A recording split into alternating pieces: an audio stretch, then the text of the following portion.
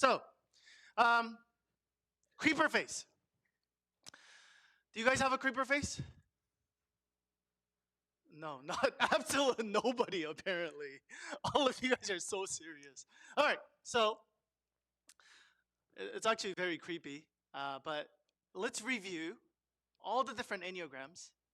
If you guys know, we're on this series of Enneagram, and we're basically showing you what makes different people tick, or what makes different people happy or excited. And that's why this guy, it's kind of creepy if you keep looking at it, but so we'll switch it. But this is what different Enneagrams we have discovered. This is what gives them energy. All right, so let's look at the eights. They see a friend who can't stand up for himself or herself, right? Because eights in themselves, they like to protect and they like to challenge. So when they see something like that, an opportunity to help somebody, to stand up for somebody, to challenge somebody, oh, they get excited. Number two, our next one, number nine, they see a couch, a soft blanket, and some hot tea.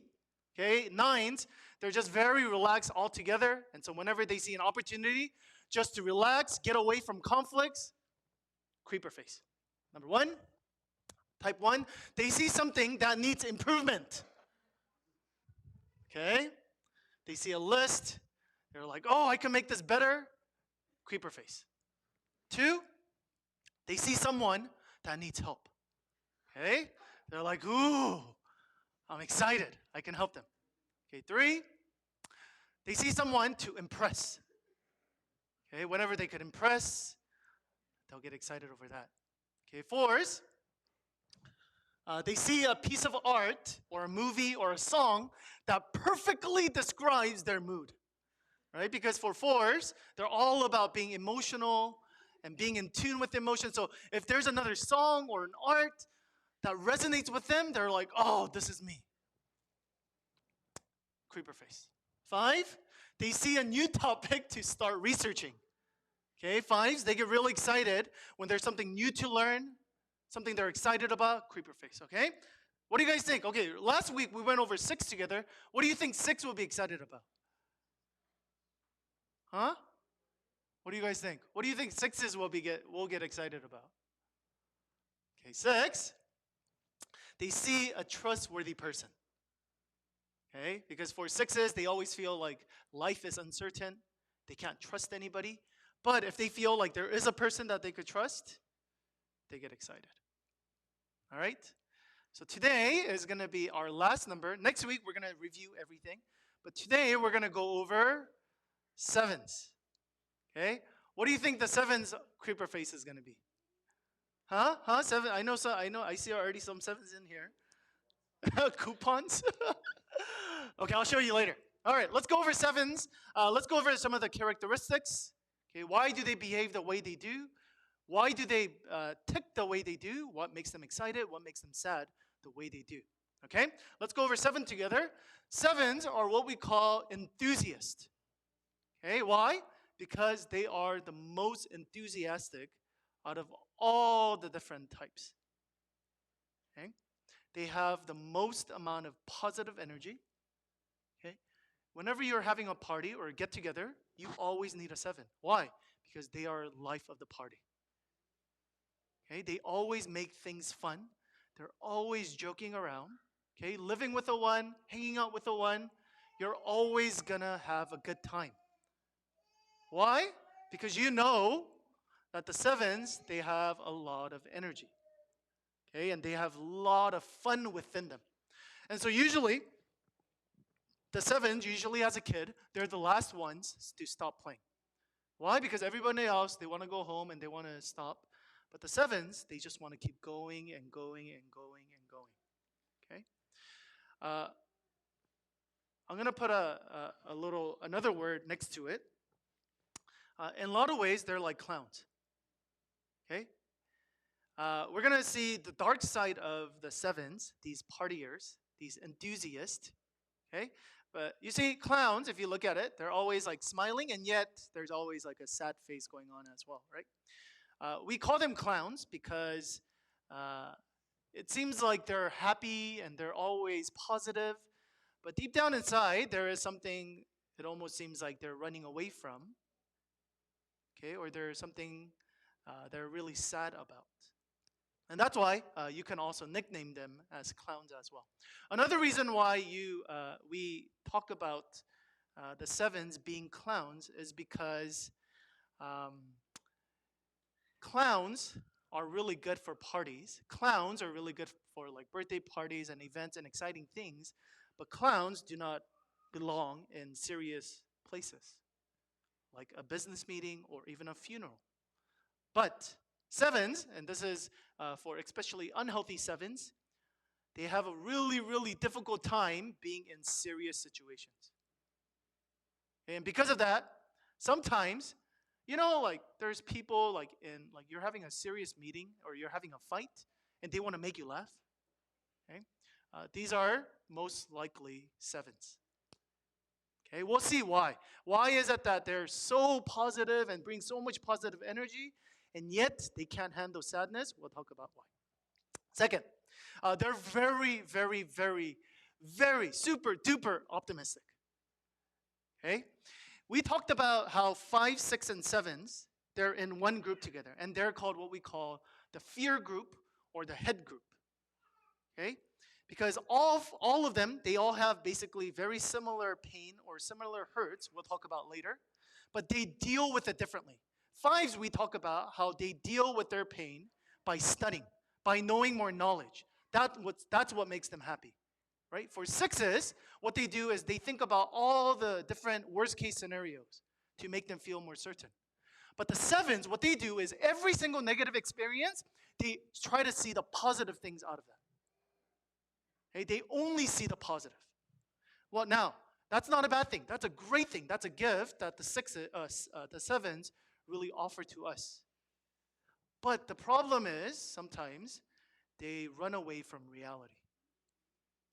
Okay, they only look at the positive things and ignore the negative. The last one, they're also called.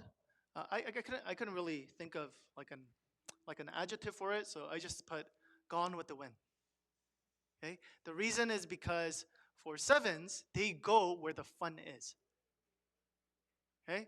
If there's something exciting, probably the 7s probably suffer the most from FOMO. Do you guys know what FOMO is? Okay, FOMO is fear of missing out. Okay, whenever they see Instagram or Facebook, they see pictures of people having a good time, adventure, they always feel like they're missing out.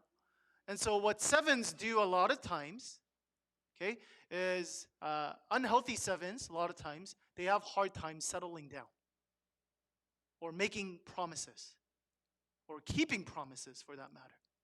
Why? Because again, for the 7s, they want to go where the energy is, where the positivity is, right? Where the fun events are.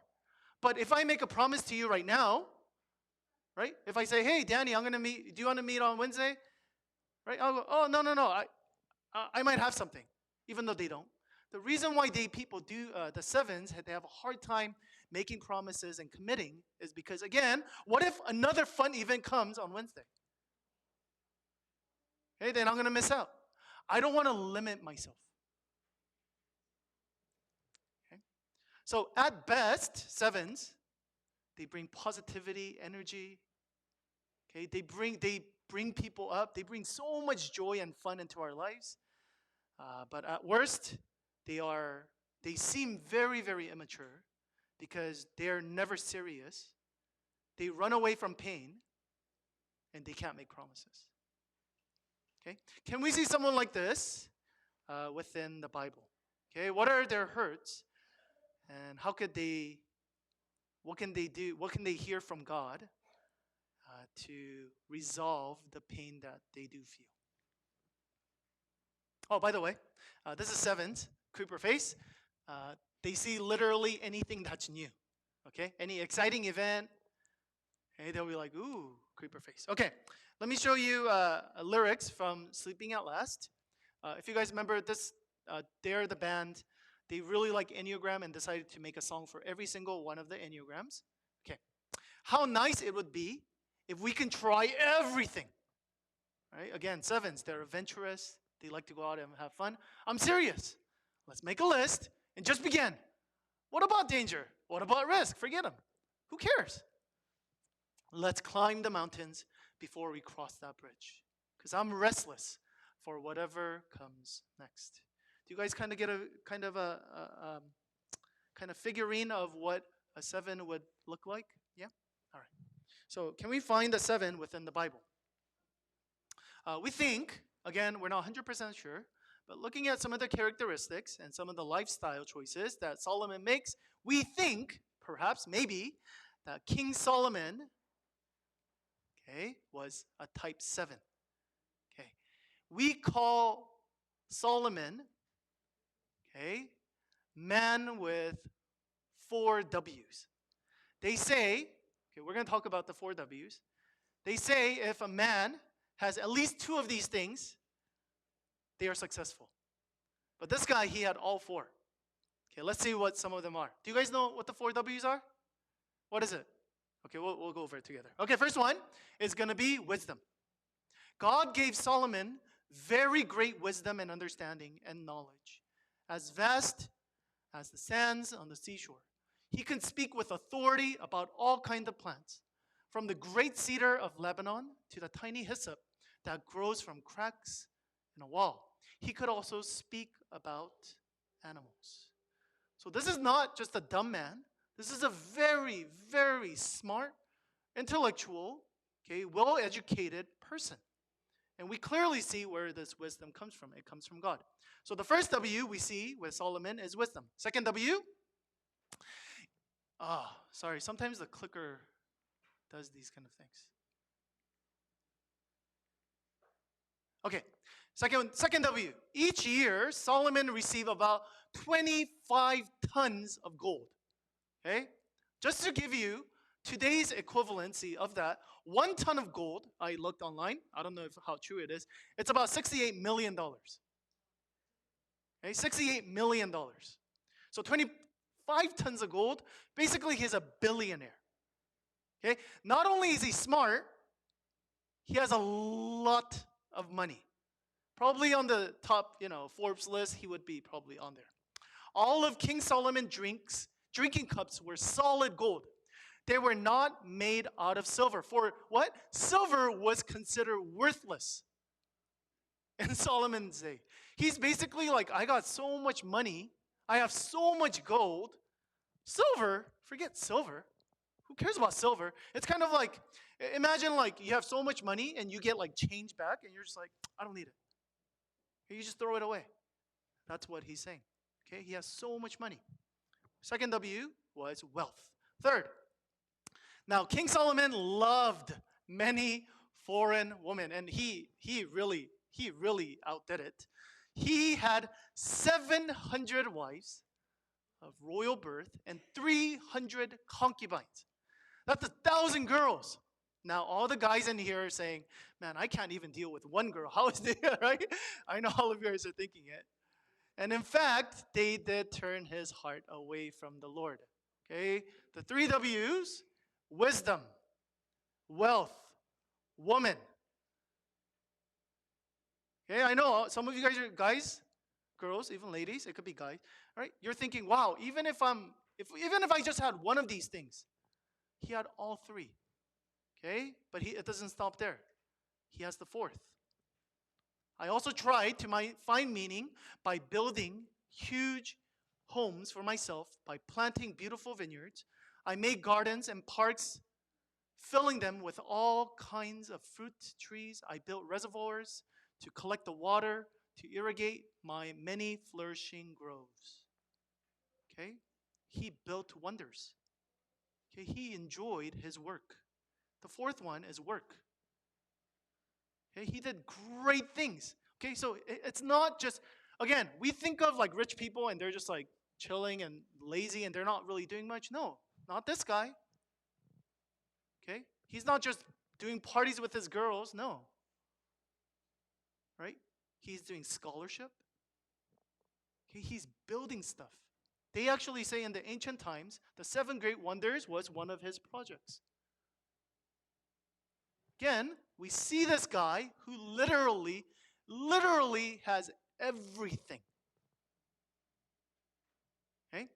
Now, we're going to read from Ecclesiastes, which is a book that he wrote at the end of his life. Basically, he's reflecting back upon his life that he lived.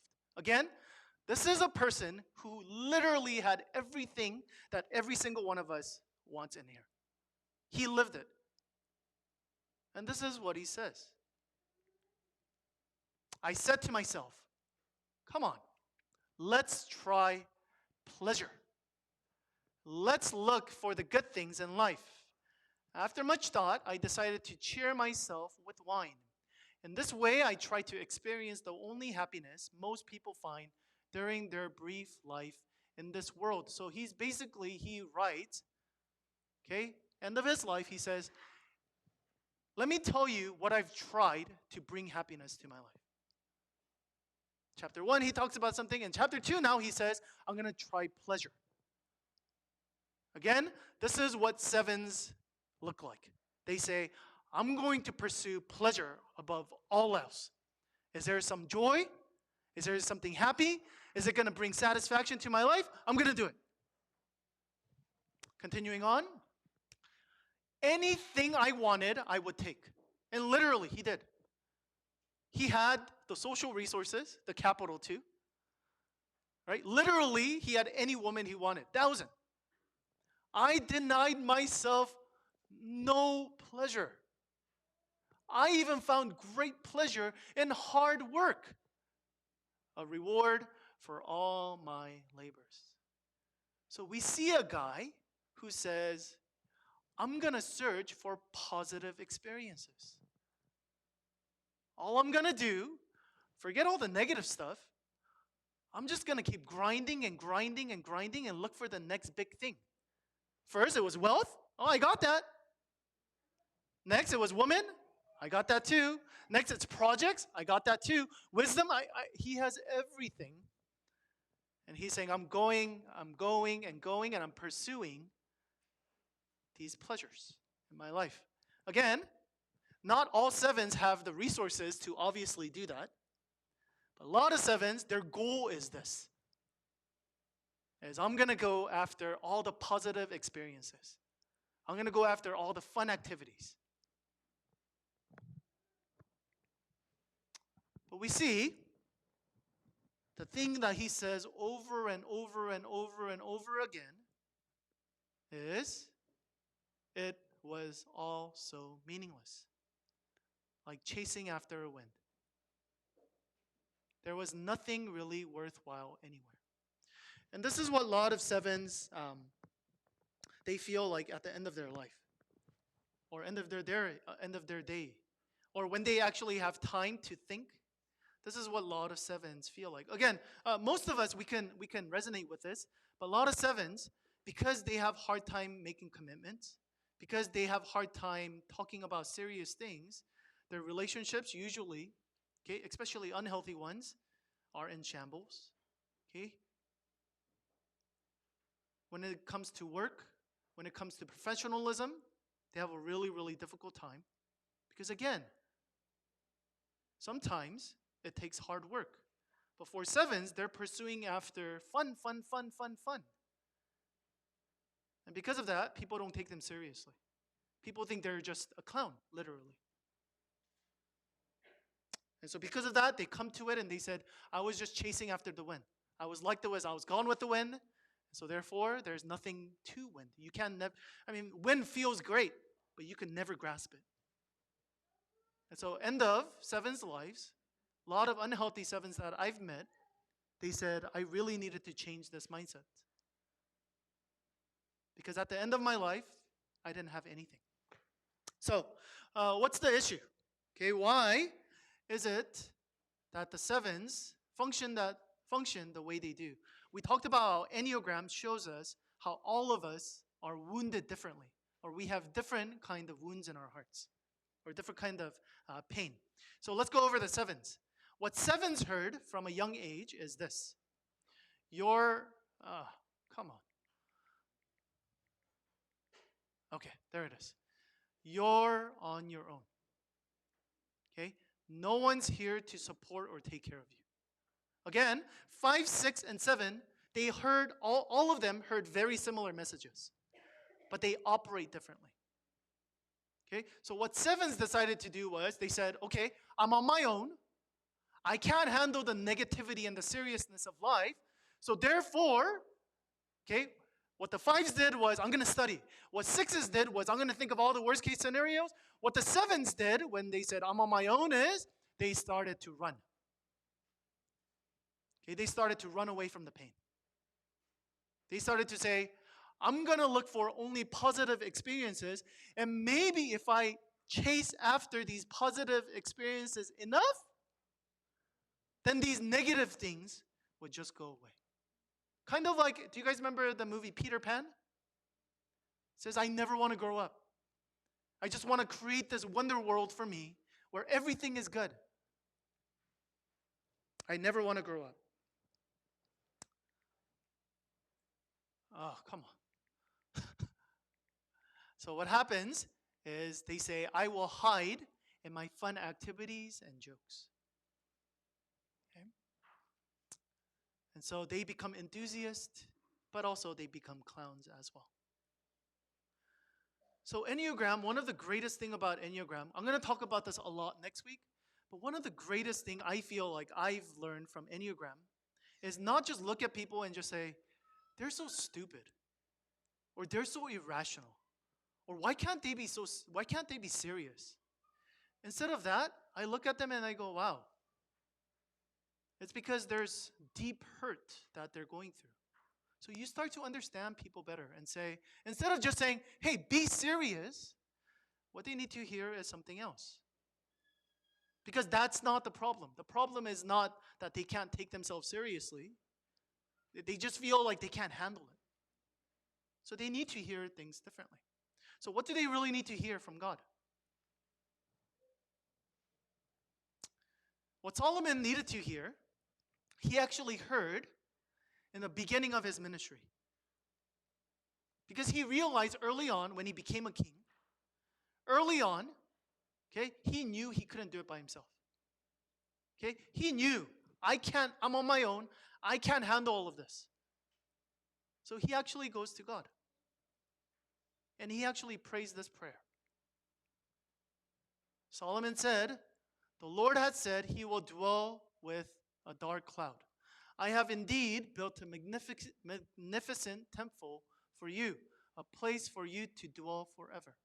So what is he basically saying? He's basically asking God, God, I cannot do this on my own. There's no support. I feel like I can't handle the seriousness, okay, and life itself. So I need you to be with me. He continues on. But will God really dwell on earth? The heavens, even the highest heavens cannot continue. How much less this temple I have built? Yet, give attention to your servant's prayer and his plea for mercy, Lord my God. Hear the cry and the prayer that is your servant is praying in your presence this day. You see, Solomon understands, okay, that God cannot be contained within us. Okay? God cannot be contained in a building. So he understands how big God is. And yet he is continuing to say, if I want to become healthy, if I want to be a good ruler, if I want to lead my family, if I want to be a person who's influential, who's not just joking around, then I need God in my life. I need God to dwell with me. And this is God's response. There's one more. Solomon said, actually, we'll skip this. And this is what God says. I have heard your prayer and plea that you have made for me. I have consecrated this temple which you have built by putting my name there forever. My eyes and my heart will always be there. Okay? This is what sevens really need to hear. Okay, which is, you are not alone. You feel like, I know, because of your traumatic experience, whatever that was, okay, you feel like you're all alone. And you feel like the only way you could handle life is by running. The only way you can handle life, deal with difficulties or suffering is by running away. But God is essentially saying, and Solomon, he understands that. He's basically saying, God, the only way I could go through this life is with you. I need you to dwell with me. And this is God's reply. God is saying, I will dwell with you. But this is something that we have to understand, not just for the sevens, okay, not just for the six, not just for the fives, okay, but for every single one of us in here, okay, which is what Solomon really truly understood, which is, wait, God, even if you wanted to stay with us, you cannot. Okay? Even if we make a great building for you, even if we do all that we can do, make money and get a lot of girls and do all of our work and success, it still won't be big enough to contain you. You see, Solomon understood that. And this is something that we have to understand. Because, okay, it's really easy for me to just stop here and just say, hey guys, I know you guys are going through fear, I know you guys are going through suffering, and God's just going to be with you. And go, oh yeah, God's going to be with me, God's always with me, and just stop there. But we have to understand, okay, that there was a cost for him to stay with us. There's a cost. You see, Solomon understood this. He says, all of these things that I'm doing, it can never continue. Okay, we come up to God and we say, pleasure. Okay, if I do good things for you, if I assess amount of wealth, then God, you will love me. Then God, you will be with me. But Solomon is saying, no, none of these things are good enough for you to be with me. The only way we understand, okay, that God is going to be with us, even though we actually mess up, okay, even though we sin, is we have to understand what it cost God for him to come down for us. See, this is why it's very important when we say God is with us, we also have to understand what it took for God to be with us. Okay? It's easy for me, like Stephen and Ashley, they visited us, and I'm so happy that they're here. But it took them 7-8 hours of driving for them to come. Okay, late at night, they came at 3 a.m., okay, 3 a.m., just to be with us here today. Okay? There's a sacrifice to be with people. It takes work to be with people. It's not easy just, oh, you know what, God's just going to love you. And no, there was a cost. There was a sacrifice that had to be made. And we see that ultimate sacrifice on the cross. God is saying, this is how much I want to be with you. God literally had everything. He had all the riches. Okay, he had 10 W's. I don't know what all the W's are, but he had everything. But he's willing to give up everything to be with us. So when we use this phrase, that God will be with you, we can't use this lightly. We have to think about, what did it take for God to actually be with us? Let's go over, once again, the message of the sevens. Sevens, what you need to hear is not, be a professional, stop being a clown. That's not what you need to hear. What sevens really need to hear, okay, deepest down in their heart is this: you are not on your own. You are not on your own. Jesus did not come all the way here just to leave you. He did not give up all of his riches, all of his glory, just to leave you alone. God is your rock, fortress, and your deliverer. That comes from Psalm 18. So take refuge in God. Okay? Yes, you are absolutely correct that you don't have the resources and you feel like you're on your own and you can't deal with the seriousness and the craziness and the reality of life. Absolutely. But know that God is with us. Let me just read one Psalms for you guys. And I think for the sevens in here, or for anyone for that matter, I think this will be a great um, a verse, I think, to memorize or to even meditate upon. And I will read this, and after that, we'll go into our time of reflection. This is from Psalms 121. I lift my eyes to the mountains. Where does my help come from? My help comes from the Lord, the maker of heaven and earth. He will not let your foot slip. He who watches over you will not slumber. Indeed, he who watches over Israel will neither slumber nor sleep. The Lord watches over you. The Lord is your shade at your right hand. The sun will not harm you by day, nor the moon by night. The Lord will keep you from all harm. He will watch over your life. The Lord will watch over your coming and going, both now and forevermore. May this be the healing message, especially for the sevens, but for all of us. Let's go into time of reflection.